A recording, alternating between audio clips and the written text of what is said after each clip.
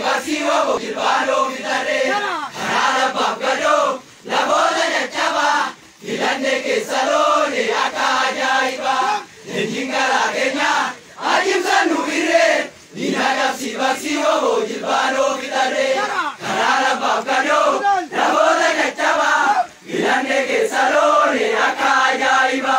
Nenjingala Kenya, Ajimsa Nubire, Ninaga siwa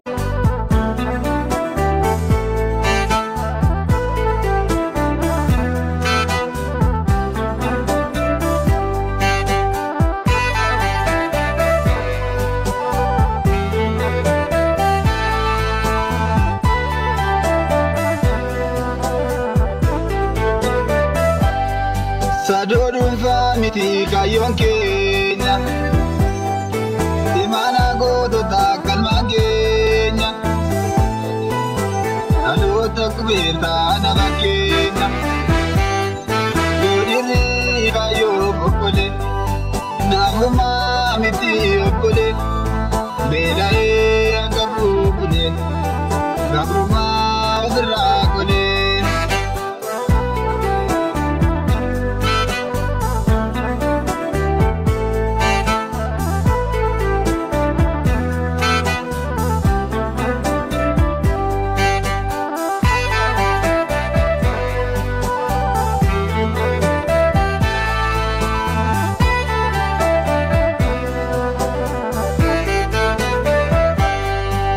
Madar gitu male seri gadinur gitu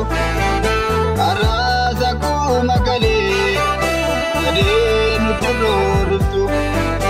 elab lebun mudanke kayo kenya sharafu talon izdada mage tu biarafu